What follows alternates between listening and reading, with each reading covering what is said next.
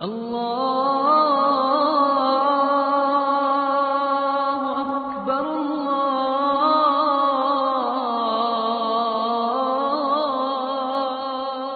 اکبر۔ اسلام ایک مکمل دین ہے۔ ہماری زندگی کے ہر گوشے میں اسلام کی تعلیمات ہیں جن کو اختیار کر کے ہم اپنی زندگی گزار سکتے ہیں۔ ہم کچھ چیزیں اسلام سے لیتے ہیں، کچھ چیزیں اپنی برادری سے لیتے ہیں، کچھ اپنی مشرقی روایات کو اختیار کرتے ہیں، کچھ چیزیں ہم مغرب سے وصول کی ہیں، اور ایک معجون مرکب ہے جو اضطراب اور بے چینی کا سبب ہے۔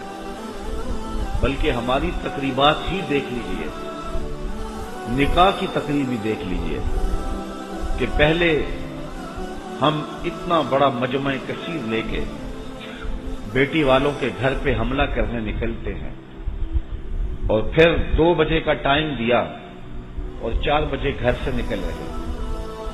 وعدہ خلافی یہ یہودیوں کا طریقہ ہے، اور پھر ہمارا لباس اور ہماری بے پردگیاں یہ نصارہ کا رنگ ہے۔ پھر بھنگڑے ڈالنے لگے۔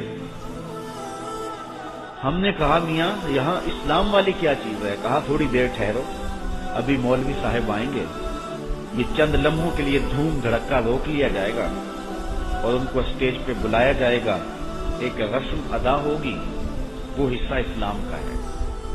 مولوی صاحب نکلیں گے، پھر وہی کچھ شروع ہو جائے گا، اور ہماری شادیاں، ہمارے بیاہ، ہماری تقریبات، اور اگر آپ میرے سے ناراض نہ ہوں تو ہماری محافل نعت بھی دیکھ لیں، ہمارے عرس بھی دیکھ لیں، ہماری مجالس بھی دیکھ لیں کہ مہمان خصوصی ایک شرابی ہوگا اور تہجد گزار جوتیوں پہ بیٹھا ہوگا،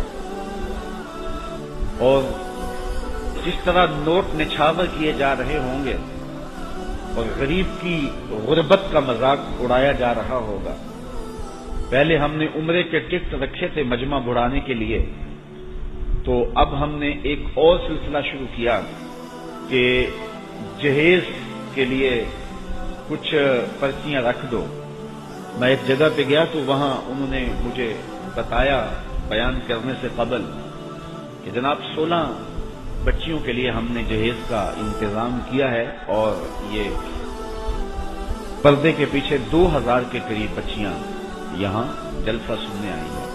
میں نے کہا کہ یہ زیادتی نہ کرو، یہ ظلم نہ کرو۔ ہر پرچی پہ بیٹیوں کے دل دھڑکیں گے، اور جب 16ویں پرچی بھی نکل جائے گی تو باقی بیٹیاں بوجھل قدموں سے جس طرح گھر پلٹیں گی اس کا شاید دولت والوں کو احساس نہیں۔ یہ اس غریب سے پوچھو کہ جو اپنا گھر بیچ کے بیٹی کو جہیز دیتا ہے۔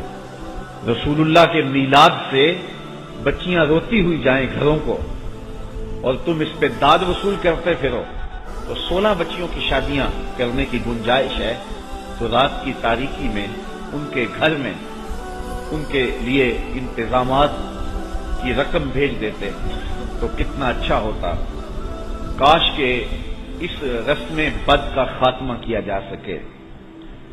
کتنے بیٹے ہیں کہ وہ فیکٹریوں میں اوور ٹائم لگا رہے ہیں کہ ہم اپنی بہنوں کے ہاتھ پیلے کرنے ہیں، اور کتنے بوڑھے باپ ہیں۔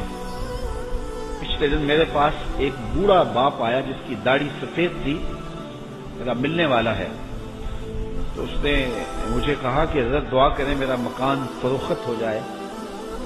تو میں ویسے اس کو آسودہ حال سمجھتا تھا، تو میں نے کہا کیوں؟ تو کہنے لگا کہ میں نے 2 بیٹیوں کی شادی کی تھی تو قرض لیا ہوا تھا، تو اب مکان بیچنا ہے تاکہ وہ قرض بھی اتر جائے، تو ہو سکتا ہے کہ کوئی مجھے تھوڑے سے پیسے بچ جائیں تو میں کسی بستی میں ایک چھوٹا سا کٹیا زندگی گزارنے کے لیے خرید سکوں۔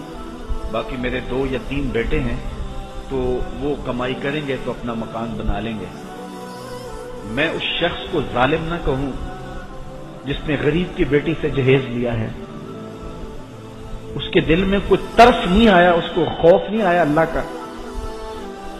میں نوجوانوں آپ کو یہ کہتا ہوں کہ तुम नमाजें भी पढ़ते हो, रोजे भी रखते हो, सजदे भी करते हो, लेकिन अगर तुम्हारी शादी पे गरीब बाप अपने घर का सारा असासा लुटा दे और तुम्हारा घर भर जाता है और तुम खुश होते हो कि बड़ा जहेज आया है, लानत भेजो ऐसे जहेज पे। ये तुम्हारे लिए ईंधन है दोज़ख का। ये फैसला करो आज की इस मजलिस में। जिनकी शादियां नहीं हुई वो भी फैसला करें, और जिनको अल्लाह ने औलादें दी हैं वो अपने बेटों के लिए फैसला करें कि हम अपने बेटों के लिए किसी से जहेज नहीं लेंगे और इस रस्म बद का हम अमली बाइकाट करेंगे। मुआशरे को सोखा करो, मुआशरे को अजियत में मुब्तला न करो। ये बहुत बड़ी नेकी है मुश्किल काम। अल्लाह ताला इरशाद फरमाता है कि ये मुश्किल घाटी नहीं चढ़ा। और मुश्किल घाटी क्या है? किसी फंसे हुए की गर्दन को छुड़ाना, गुलाम को आजाद करना। तो दौरे मौजूद के अंदर वो बूढ़ा बाप फंसा हुआ है जिसके पास कुछ भी नहीं है, और घर की दहलीज पे बेटियां बूढ़ी हो रही हैं, और बेटों वालों के नखरे जो हैं वो देखने वाले होते हैं। अमीर तो अमीर रहे, गरीब लोगों के नखरे भी देखने वाले होते हैं। बहुत सारे गुरबा आते हैं तो वो कहते हैं जनाब हम शादी कर रहे हैं, तो वो कहते हैं जी 200 से कम बारात नहीं होगी, 100 से कम बारात नहीं होगी, तो उसका इंतजाम करना है। तो मैं पूछता हूं वो कौन है? वो कहते हैं जी वो भी हमारा चचाजाद भाई है, वो हमारी खाला का बेटा है, वो हमारे चचा का बेटा है। मैं कहा वो क्या करते हैं? तो वो भी मजदूर होता है। तो गरीब पे भी जुल्म कर रहा होता है।